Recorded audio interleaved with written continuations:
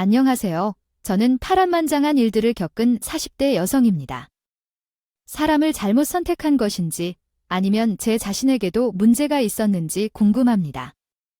하지만 이제는 부정적인 생각을 그만두고 싶어요. 좀 더 객관적인 의견을 듣고 싶어서 이 사연을 보내봅니다. 저에게는 1살 위인 신호라는 친구가 있는데 그녀의 이름은 정이에요. 초반부터 이름을 언급하는 이유는 정말 잊지 못할 상처를 주었기 때문이에요. 우리 부부가 결혼할 때는 조용했는데 식을 올리고 혼인신고를 하자본 모습을 보이기 시작했어요. 혼인 생각을 한 시기에는 아이를 갖기에는 너무 늦은 시기였던 건지 솔직히 말해서 정말로 너무 늦다고 생각합니다. 아니요, 저는 진심으로 생각하고 하는 말일 뿐입니다. 올케랑 명준이도 진심으로 잘 살기를 바라기 때문에 적절한 대답이 어렵습니다. 그냥 고개만 끄덕였어요. 그때 신호가 바뀌어서 쭉쭉 말을 이었는데요. 제가 올해보다 1살 더 먹었지만 결혼 연차나 아이 낳는 부부는 10년 정도 차이가 나니까 정말 대단하죠. 솔직히 제가 일찍 결혼했으면 신혼 초에 신혼을 즐기고 싶다는 이해가 돼요. 올케는 아무리 애가 생긴다고 해도 신혼을 너무 그렇게 말하면 어른들이 기분을 상하지 않을까요? 그렇게 생각하니 조금 기분이 이상해지긴 했는데 어머니와 남편이 옆에 있어서 그냥 넘겼어요. 눌렀어요. 아, 그렇구나. 그래도 어쩔 수 없죠. 명준 씨도 이미 그런 거 다 생각하고 결혼한 거려. 신호는 제가 자기 말에 빼거나 뭔가 열받아 보이는 포인트가 없어서 그랬을까요? 이때까지만 해도 의도가 뭔지 몰라서 그냥 말 철없이 뱉는 사람인 줄 알고 참았어요. 헌데 지켜보니까 저를 계속 덜하고요. 에이, 마야. 그렇게 요즘 세상이 어쩌고 그렇다고 해도 남자들 속마음 다 까라고 해? 아기 갖고 싶지? 안 그래? 명준이, 너도 당장 내일 딱 아기 생긴다고 하면 좋아할 거잖아. 됐다고 손살에 칠 건 아니지, 그치? 그건 올케가 너무 모르는 게 아니라 모르는 척 하는 거다. 안 그래, 형님. 저는 진짜 모르겠는데, 그리고 가족 계획은요. 저희 부부가 알아서 할 거예요. 이렇게 말을 딱 잘라버렸더니 신우는 미간을 찌푸리고 입가도 똑같이 찌푸린 채로 커피를 마시더라고요. 그러니 제가 보기에는 뭔가 의도가 있어 보이는 거예요. 게다가 이제 막 신혼을 시작한 작은 20평 남짓 되는 아파트에 자기 아들 넷을 주렁주렁 다 달고 왔답니다. 저는 그 전부터 애들 손에 닿을 거나 안 닿을 거나 엄청 치워두었어요. 남편한테도 약간 싫은 소리를 했고요. 아니, 어머니 댁에서 배울 수 있는 거 아니야? 아니면 애들을 맡길 데가 없나? 큰 애랑 둘째는 어린이집에 보내도 되는 거잖아. 셋째, 넷째, 쌍둥이들이야 이제 막 지났으니 유모차로 끌고 데려오는 건 이해하는데. 그래도 이번 한 번만 다녀오면 돼. 가신다니 어쩔 수 없이 이거 치우는 거야? 그래. 이번 한 번만 당신이 이해해줘. 누나가 뭐 저러면서 수시로 드나드는 것도 아니잖아. 하여간 누나도 엄청 고생했어. 애들 저렇게 연달아 쭉쭉 나누라고 둘째 나고 끝내려고 했는데 매형이랑 협의가 안 됐나 봐. 돌연 셋째 생겼다. 심지어 쌍둥이다. 한 놈 더 있다고 하더라고. 제가 듣기로도 이 얘기는 좀 신기하다가 뭔가 슬쩍 웃긴 부분이 있었어요. 어머니가 그걸 되게 마음에 안 들어 하셨거든요. 아니, 청소방 내가 그렇게 힘들게 둘째 낳고 링거 끌고 그 고생한 거 알면서 공장 문을 왜 안 닫는 거야? 너도 참 내 몸은 내가 챙겼어야. 덜컥 저렇게 애를 가져버리면 어쩌냐고. 나는 못 키워줘. 돈 많은 뒤고요. 시댁에서 알아서 해달라고 해. 그때 신호가 받아친 내용은 참 민망하고 듣기 어렵기도 했지만 임신 출산 경험이 없는 저에게는 신기한 내용이었어요. 엄마나 남편, 자기도 진짜 어쩔 수 없는 것 같다고 했더라고. 그리고 엄마를 그렇게 나쁘게 볼 일만은 아니에요. 아버님, 어머님은 경사가 났어. 아주 시댁에 현수막을 건다는 거에 내가 말렸다. 그러면서 신우는 저에게 들으라는 듯이 본인의 부유한 시댁과 더불어 다산의 여왕인 본인까지 연타로 날리며 자랑을 하더라고요. 우리 시댁이 좀 여유가 되니까 나도 애너 맛이 나긴 하지. 그리고 이게 뭐 자기가 하고 싶어서 되는 거나 몸이 따라줘야 되기도 하고. 우리 시댁 형님은 나이를 먹어 결혼해서 아이도 잘 안 되고 지금까지 시원한 것만. 어머님이 죽어라 하듯 말씀하셨는데 전에 어머님이 나에게 바라고 하시더라며 여기 있는 저는 좀 괜히 눈치를 살피게 되었습니다. 전에 들었던 바에 의하면 그 시부모님 형님이란 분이 저와 나이 차이가 2살밖에 나지 않았고 결혼 시기도 비슷했어요. 그럼에도 불구하고 나 둘째가 나왔을 때 엄마께서는 고생한다며 조건영웅을 10백만 원짜리 끊어주셨었던 것을 기억하지 않을 수 없습니다.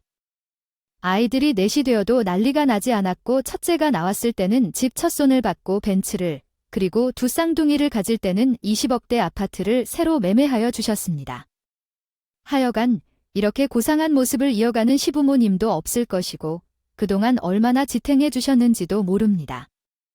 아이들을 달고 오면서 명품 가방과 액세서리들로 온몸을 장식하고 나온 모습에도 불구하고 엄마가 빨리 할 말씀이 있으시다는군요. 회복하고 싶어서 이게 뭐야? 둥이를 낳고 죽어라 굶고 틈틈이 운동했지만 통자 허리는 원래대로 돌아오지 않고 얼굴 라인도 처질 것 같아 시술을 받았지만 어째서 허리가 이렇게 마음대로 안 되는지. 요즘 헬스장에서 따로 관리받고 있는데 시간을 더 늘려야겠어요. 얘기들을 다 들어도 별로였어요. 아기들은 시댁에서 들은 얘기랑 저희 집에 와서 늘어놓은 얘기랑 섞여 있는데 아무튼 저렇게 맨날 사람을 붙잡아 자기 얘기만 하는 타입이에요.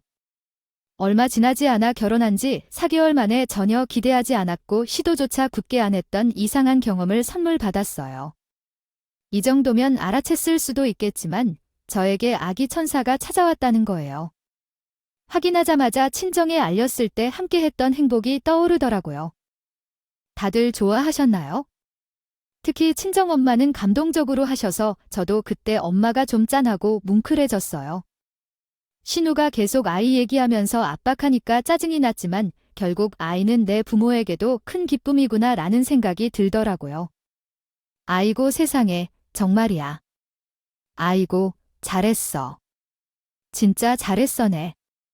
아빠들이면 울겠다. 나이 들어 시집가서 그런 쪽은 눈길도 안 주려는데 엄마가 얼마나 참았는데 고생 많았다. 우리 딸이 말해서 엄마의 진심을 느끼니 좀 울컥하더라고요. 그런 생각을 하시는지 몰랐는데 내가 너무 부모님의 마음에 큰 관심이 없었던 건가 싶어 죄송하게 되었어요. 그리고 신에게는 남편이 알렸는데 하필 이 인간이 설거지하면서요. 스피커폰을 통해서 들려주어서 감사합니다. 별난 이야기 아니면 괜찮지만 별보다가 되었네요. 어머, 시험관도 안 하고 그냥 아가 임신이 됐다고? 와, 대단하네요. 축하해, 명준이. 잠깐만. 근데 그 나이면 노산도 훌쩍 넘은 건데 안전한가? 저는 이 뒷말 순간에 빠져나가려고 했고 이미 고무장갑을 끼고 손에 물이 묻은 상태인 남편은 순간 저를 쓱 돌아보더니 눈이 심히 커지더라고 해요. 저 누나, 알았어. 아, 축하해 주셔서 고마워. 그럼 내가 이따가 다시 전화할게. 남편은 얼른 수습하고 끊으려던 찰나. 신우는 놔주지 않고 재미있는 구경거리가 생긴 양 계속 말하고 있어요. 아마 병원에서 귀 닦지 않도록 들었겠지만 조심하고 또 조심해야 돼. 여차하면 사라진다니. 아이를 키우면서 그런 경험은 없었네. 모르겠지만 오르케는 너무 말라서 얼굴에는 심각한 다크서클이 있고 피곤해 보여 좀 무례하게도 동네 사람들에겐 그렇게 행동하며 사라지곤 했지. 난 냉장고 정리라고 하며 반찬 싸들고 움직이던 중에도 적당히 무시할 수 없어 꼼짝 않고 서 있었어. 남편은 급히 전화를 끊었고 그 뒤로 한동안 그의 누나 관련 이야기 자체를 언급하지 않았고 나도 애써 그걸 꺼내지 않으려 애를 썼는데 오직 아이가 편히 자리를 잡길 바라며 참았던 것 같아. 그러나 그게 스트레스로 번져 일이 된 건지 아니면 정말 그것이 신호였던 건지는 잘 모르겠어. 그 통화 내용을 옹호하며 참되게 먹고 영양제까지 챙겨 먹으며 컨디션을 챙겼고 궁극적으로 어렵게 찾아온 아이 천사가 길게 머물지 않고 다시 떠나버렸어. 저는 돌아온 곳은 그 후에 남편이 직접 시대에게 알리도록 했기 때문에 일어났어요. 이후 반응은 거절했다는 것을 들었으니 아무것도 하기 싫었기 때문에 그만두기로 결정했어요. 전화를 끊기 싫어하는데 전화가 여러 번 걸려와서 신우가 거의 4번 연속해서 전화를 걸었고 간단히 대답 후 끊으려고 했는데 받지 않았어야만 했나 싶네요. 세상에 올바르게 이해했잖아요. 집에 온 후 몸 관리는 잘 하고 있는 것이죠. 네, 그 정도가 됐어요. 상황이 좀 힘들어서 쉬려고 해요. 그 정도까지 듣고 이해하고 전화를 끊었어야 했어요. 이제는 통원 때문에 남편에게 신호를 보지 않고 살기로 했어요. 선언한 것이니 그래서 너무 많은 곳에서 이야기를 해도 또 몸을 살아도 힘들다 하니 나처럼 88대 아기를 돌볼 자격도 아니고 그 나이에 첫째인데 둘째, 셋째를 가져도 어려운데 왜 이렇게 고생을 했을까요? 밤낮으로 돈을 번다고 열심히 일하는 것 오히려 불안해지다 싶었어요. 재택근무를 하는 것은 은근히 부담스럽다고 알고 있었지만 그렇게 다시 나타나니 나도 다시 핸드폰을 드릴 수 있게 되더군요. 형님, 이해합니다. 쉬어도 좋으니 전화를 끊을게요. 전화를 끊었습니다. 침대에 핸드폰을 패드로 때렸을 때 정말 화가 많이 났습니다. 어머니의 연락을 무시한 것은 임신 초기 때 어머니가 정말 눈치코치 없이 나를 김장에서 불러서 당황스러웠을 때 그때의 이유는 신우 때문이었습니다. 너희 신우가 너무 많이 엄마 김치를 먹어서였죠. 싶은데 어떡해, 나 혼자는 죽겠어. 얘는 나한테 며느리가 있는데 왜 엄마에게 혼자 일하냐고 물어보는 거지? 말이 맞긴 해. 그래서 연락했어. 내일이면 올 수 있어. 절임 배출한 걸로는 맛이 없대. 하여간 신우 얘긴 입맛이 까다로워. 이때가 예민할 때인데 집에서도 누운 채로 있는데 뭔가 변한 것 같아. 김장을 하려는데 남편을 통해 거절했고 빈정상하는 어머니가 그럼 김장을 어떻게 하냐고 문자를 보내주셨는데 답장을 안 했어요. 근데 남편이 갑자기 그런 얘기를 하는데 기분은 알겠는데 이렇게 하는 게 맞는 건지 모르겠어. 가족이 된 사이에 얼굴도 안 보고 끊는 거는 좀 그렇다는데. 엄마한테 대놓고 무시하고 안 받았는데 나도 기분이 좀 그랬어. 나는 그런 식으로 할 수 없어. 내가 옆에서 적당히 선을 지켜줄 테니까. 그렇게 야박하게 탁 끊으라고 하지 말아줘. 말을 들으니 너무 까마득하게 느껴지고 거기에 막상 화를 내기에는 아기를 보내주고 난 뒤 처리를 남편이 다 따라다니며 해줬기 때문에 그 부분에 미안함이 있어 더 강요해질 것 같아요. 근데 신우의 간섭은 정말 끝이 없는 것 같아요. 그게 엄마 얘기를 듣니까 요즘 누나네 분위기가 별로 안 좋다고 해요. 나도 자세한 사정은 모르지만 엄마 말로는 좀 심상치 않나 봐요. 심지어 누나는 지금 한데 매형이랑 크게 싸워서 그래서 아이들도 많이 놀랐거든요. 그래서 그 집에 아이들을 두기 그만큼 환경을 바꿔줘야겠다 생각하는데 그 환경을 바꿀 장소가 왜 우리 집이 되어야 하는지에 대해 이런 생각이 나네요. 이 문제로 돌이킬 수 없이 부딪혀 있습니다. 며칠 뒤에 아이 신우가 애들을 데리고 무슨 백화점 간식 같은 걸 사들고 오는 거예요. 그러면서 조금 미안해 보이지 않는 얼굴로 미안하다 하더군요. 저기, 오늘 다시 한의원에 가서 치료를 받아야 해요. 집에 있으니까 우리 큰아이랑 둘째 좀 봐주라고. 자세한 사정을 말하긴 하는데 우리 집 분위기가 요즘 좀 안 좋아요. 남편이랑 단판을 지울 것도 있고 신세를 좀 질게 될 것 같아요. 거기까지만 치료를 받을 건지 싶어서 그러려니 했는데요.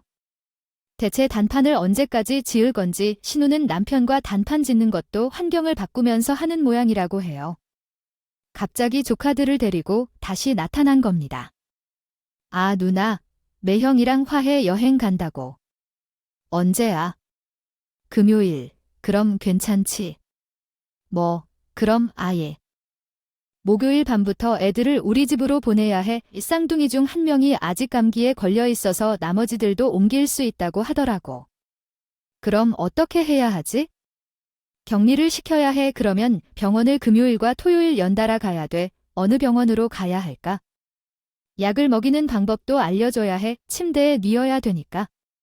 나는 그때 남편의 가슴을 튕기며 뭐라는 거야 라고 사나운 눈으로 물었고 남편은 손가락을 꼭 자르며 깃딴 얘기할 때가 아니야. 참을 수가 없어 라고 말했어. 미안해. 내가 오빠한테 먼저 말해야 했는데 순서가 바뀌었어. 진짜 미안해. 내가 눈치 없어. 우리 오빠는 원하는 게 없어. 이번에 애들을 맡아주면 내가 돌아와서 선물 하나 좋은 걸로 사올게. 부탁해. 응, 형님. 그 애들을 자는 건 힘들어. 지금까지 따라다니는데 자본 적 아니고. 심지어 막내는 설정. 아프다고 하시면서 그럼 더욱이 취소하고 님이 아이들을 데리고 가야 하는 거 아니에요? 화해한다는 게 그럴수록 부부가 함께 아이들을 키우셔야죠. 그 당시에는 엄청 화가 났던 걸 참고 딱딱하게 말하는데 상대는 여기에도 기분이 나빴던 것 같아요. 어쨌든 지 맘대로 듣기 싫은 대답이 돌아오면 짜증나나 봐요. 그러니까 재개하면 안 되는 말을 하기 시작한 거죠. 아이, 진짜 시간도 없는데 이미 다 믿고 정해놓고 비행기 표까지 예매했는데 왜 이래요? 정말 이거 물으면 다 제게 물어줄 거야.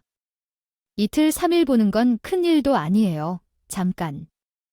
그건 둘째치고 전부터 좀 거슬렸는데 묘하게 아랫사람이 되어서 윗사람을 가르치려고 따박따박 말하더라고요. 그걸 좀 바꾸시길 바라요. 말인지 알아도 아무튼 형님, 안 되는 것은 안 되는 것이에요.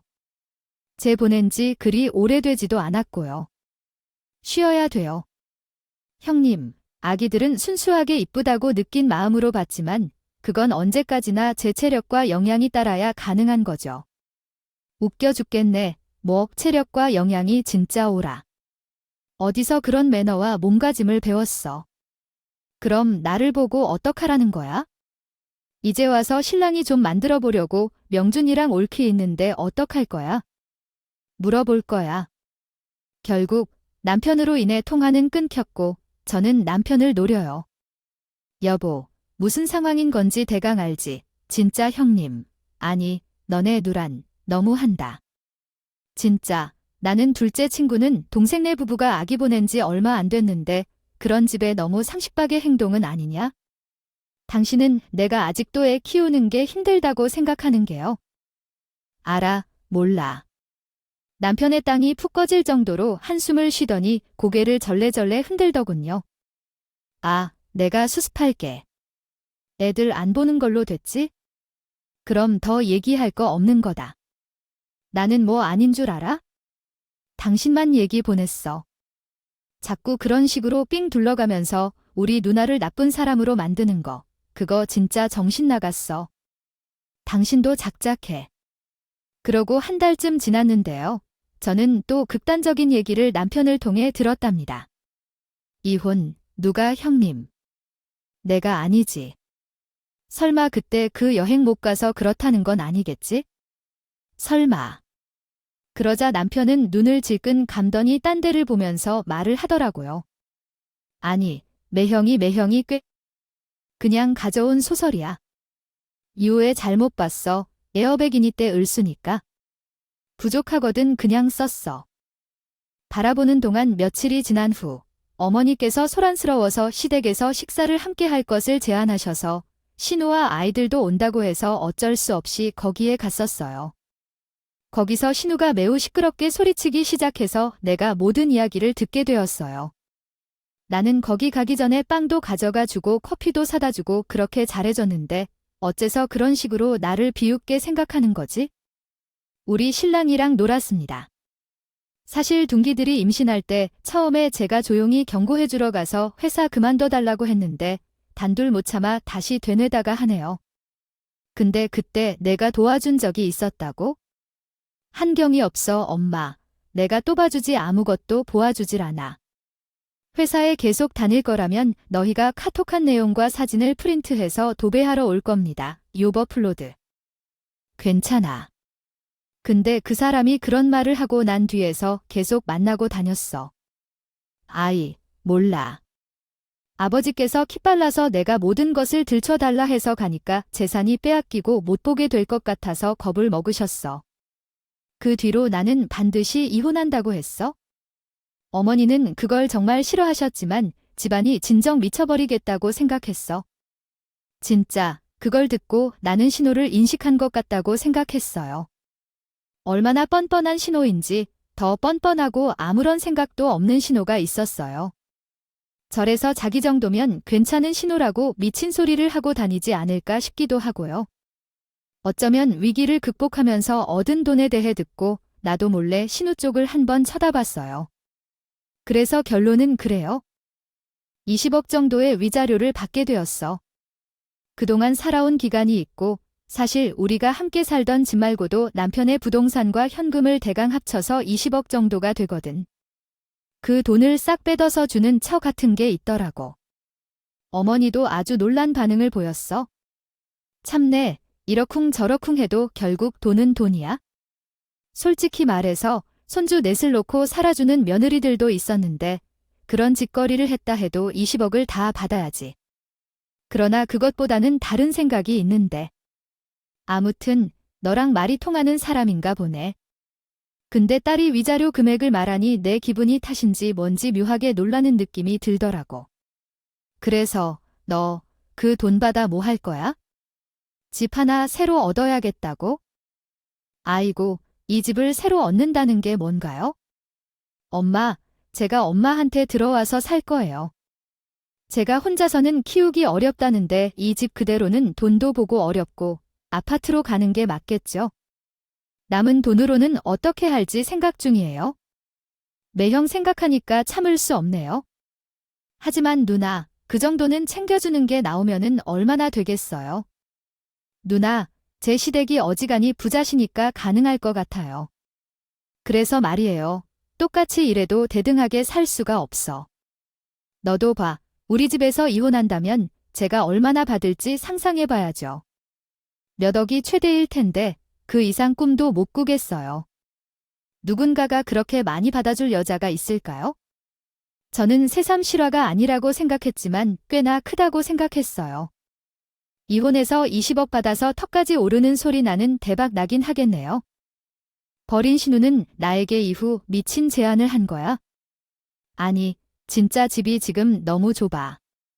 우리 엄마랑 같이 살지 말아야 할 것 같아.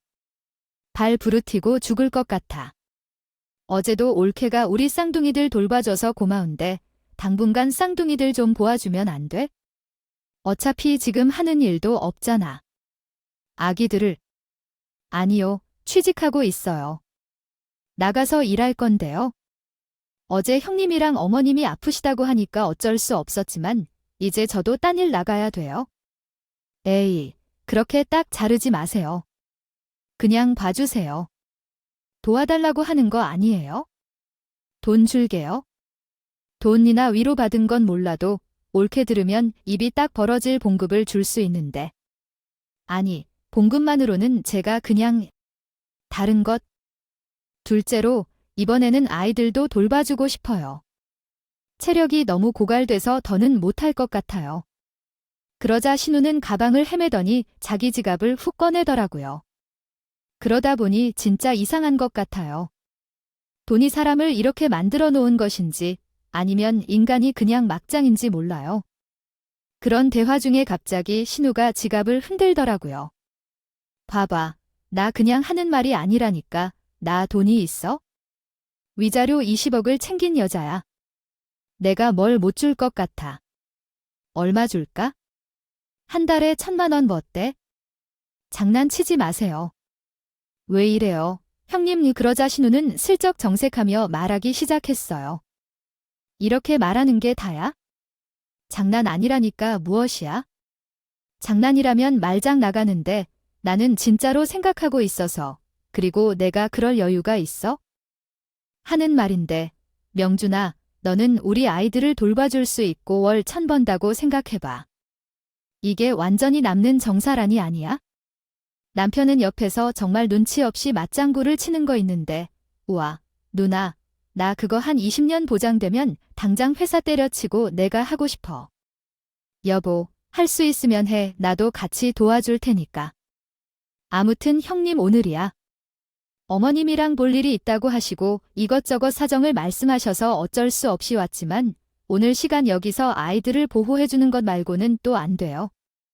그렇게 말만 하다가 서둘러 어머니랑 집 보러 나가 버렸고 저와 남편만 남았어요. 너무 화내지 마세요. 누나가 그래도 오늘을 위해서 두 아이들을 집에 보냈어요.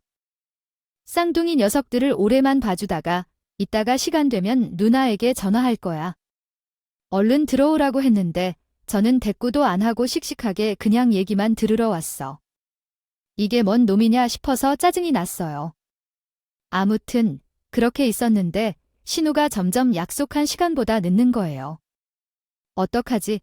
나는 엄마랑 나와서 집으로 돌아가기까지 시간 좀 걸릴 것 같은데. 엄마랑 나도 밥을 안 먹고 너무 배가 고프고 늦을 것 같아 좀 더 있어달라고 해. 나도 집에 가고 싶은데 집으로 돌아가기가 귀찮기도 해. 그러고 보니 저녁에 친정엄마가 우리 집으로 오겠다고 했었는데. 형님은 언제 오시는 건가요? 도신우는 답도 제대로 안 해주고 이런 말을 하는 거야? 아, 진짜 보기 좋네. 그래, 나도 쓸 때 쓸 거 아니면 보여줘야지. 오늘은 우리 애들을 돌보게 했던 거 내가 20만 원 받았어요. 저 자리에 왔어요. 하는데 어디요? 이 글에도 보이는 만큼이나 크게 전화 참지 마요. 방금 안 깼네요. 여기 기세요. 함전 아니 한량 받아주기 전기계 바울게요. 쉽다. 친구가 왔다고 메시지를 보냈으니 빨리 문을 열어주세요. 들어와서 애들 좀 보라고 했네요. 누구인지 알고 계신가요? 친구가 집에 간다며 그럼 바톤을 빠르게 터치하고 나가라고 하더군요. 짜증나 죽겠네요. 정말이지. 그때 불평하면서 문을 열었더니 제가 생각하는 것보다 한두 살 어릴 것 같은 키가 큰 남자가 있는 걸 보았습니다. 그는 신우의 친구라고 하는데 만나보면 선우보다 살이 어려 보였어요. 안녕하세요. 방금 전화를 받고 왔는데 명주씨 진이에요. 아기를 좀 보라고 하셔서 잠깐 들어와 있으라고 했어요. 라고 말했습니다. 그럼 들어오세요. 저는 그 후로 한참 동안 신중히 살펴보면서 필요한 사항들을 전달하려고 하면서도 뭔가 석연치 않은 부분들이 있었어요. 신우와 함께 했습니다. 그는 나한테 익숙한 사람이었고 친구도 되었는데 키도 정말 크고 얼굴도 매력적이어서 사람들에게 인기가 많았어요. 게다가 우리 조카들도 쉽게 친근해했고 낯설어 보이지 않았어요.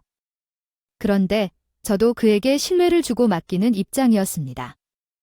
하지만 제가 명함을 받아들일 수 있다면 좋겠다고 권했습니다.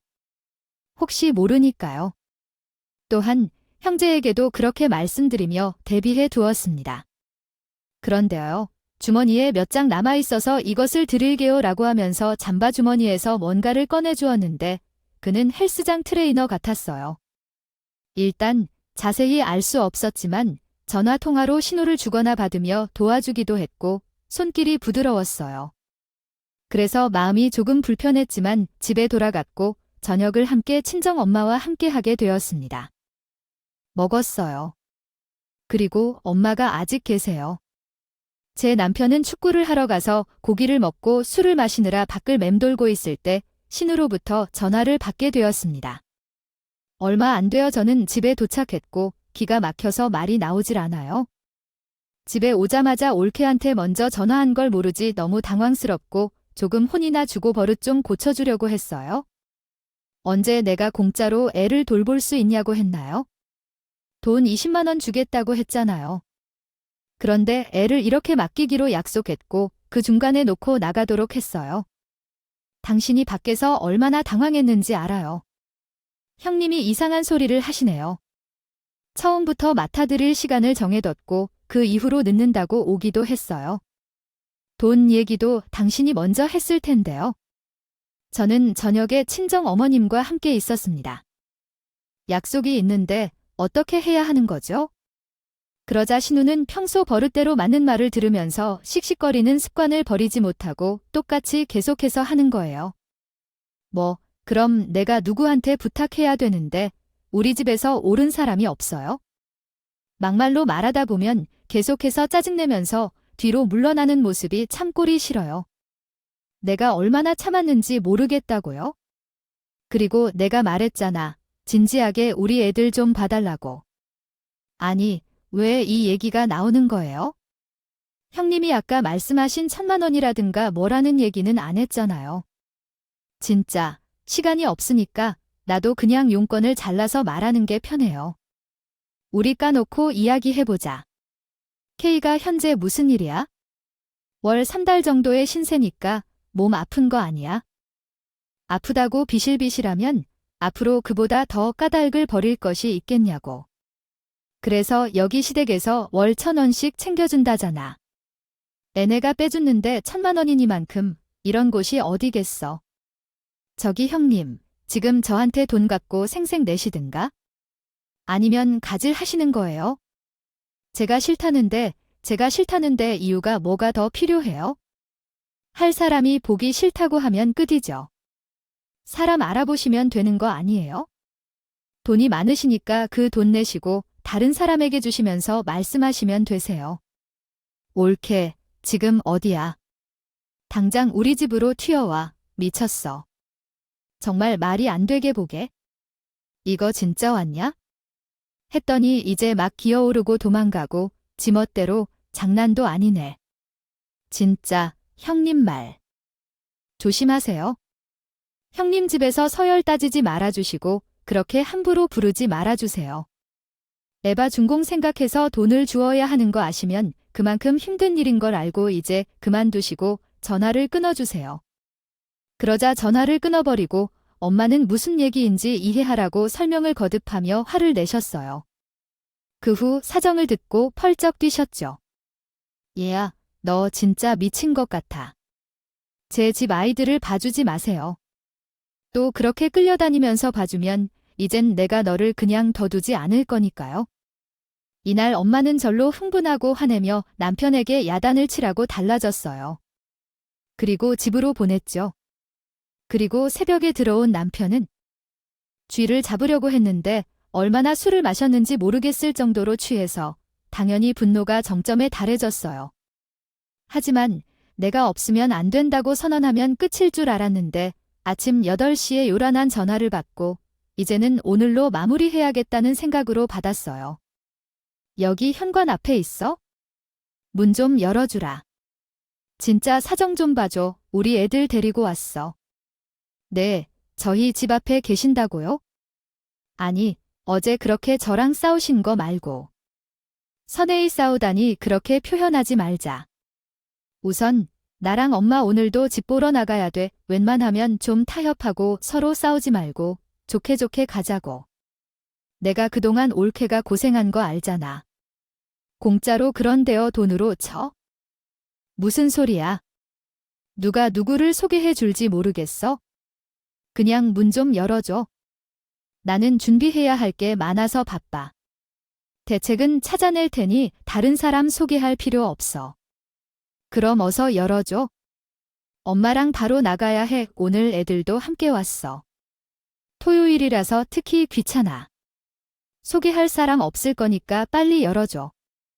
현관문을 열고 들어가면 될 거야. 시끄러운 소리 하지 말라고 했잖아. 이젠 진짜로 신호가 울려.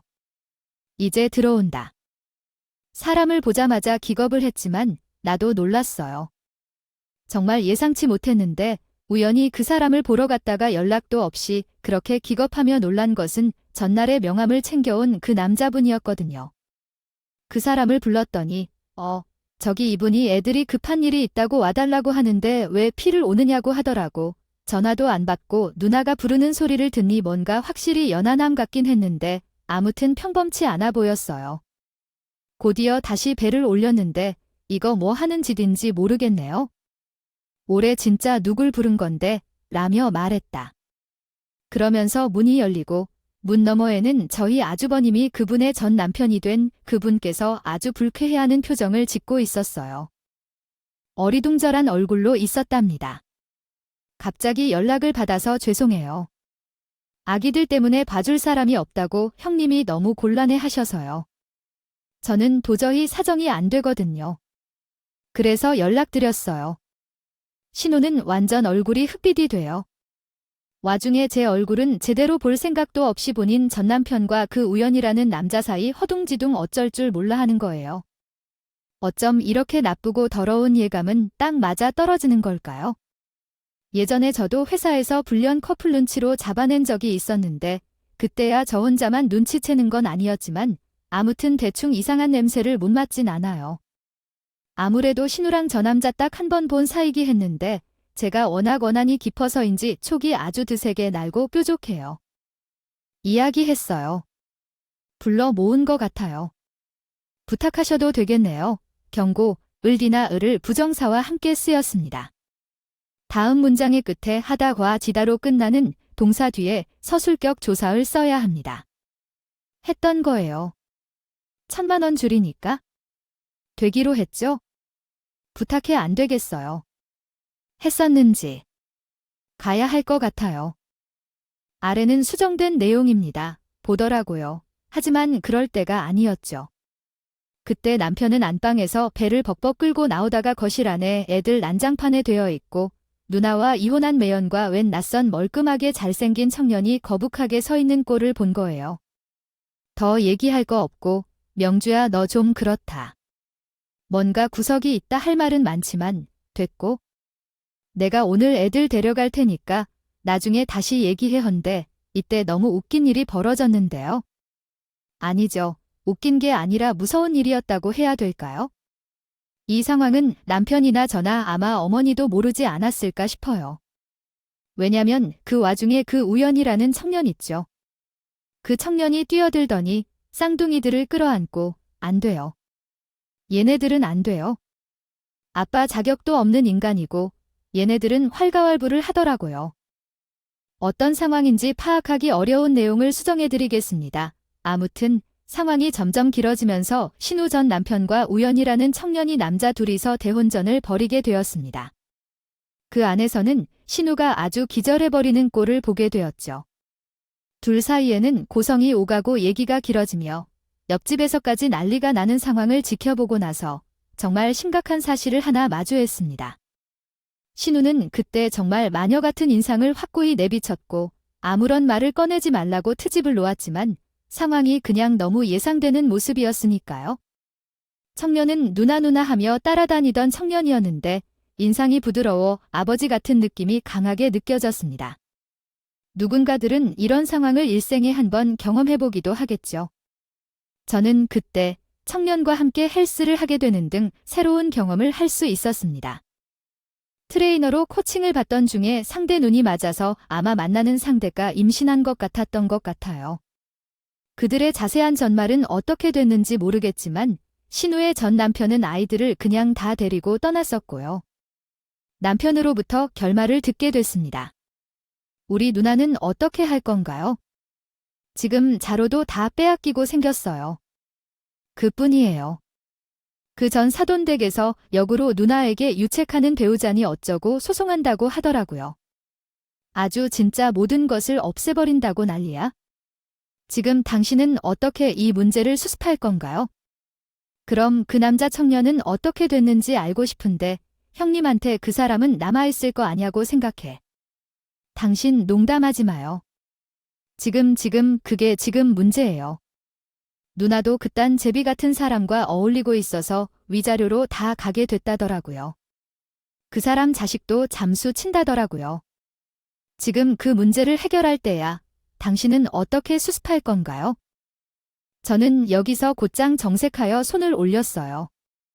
수습. 당신과의 결혼 관계를 수습할 거예요. 나는 지금까지 쌓인 것들이 아주 많아서 뭐 없는 척하거나 뭐 하는 행동을 하지 않았어요. 그저 내가 해온 일에 대해 알려드린 것뿐이에요. 그냥 아무리 떠나도 당신과 나 사이에 이혼이라는 문제가 남아있어요. 당신은 나를 걱정해주나요? 제 멍청한 남편에게 이혼을 제안했고 오랜 시간이 걸렸지만 결국 우리는 소송까지 갈 뻔했어요. 그러나 의외로 남편은 나중에 이빨을 다 뽑힌 사자처럼 순순히 응했어요. 그 이유를 들어보니 신우 이혼과 관련된 큰 문제가 있었고 신의 지시를 따르는 사람들이 우리 어머니에게 와서 문제를 제기했고 어머니는 큰 곤경에 처해 눕고 난리도 아니었어요. 결국 우리의 재산까지 다 빼앗겨야 했죠. 상황이 악화되었지만 신랑이 버리고 있을 틈이 없었어요. 저는 드디어 그 집과의 악연에서 해방되어 나왔고 번호도 바꾸고 집도 팔았어요. 이제는 제 작은 집을 얻어 새롭게 살아갈 준비를 하고 있어요. 그 경험은 참 지독했어요. 남촌은 저를 벌 받을 줄 알려고 막 따졌는데 왜 그런 일을 당해야 하는지 궁금해요. 그런 인간들 사이에서 자식이 나오지 않은 아픔을 먼저 겪은 게 참 어려웠어요. 미안하고 그렇게 살아보려고 합니다. 이야기를 들어주셔서 감사합니다. 모두 건강하세요. 오늘도 저희 채널에 와주셔서 감사드립니다.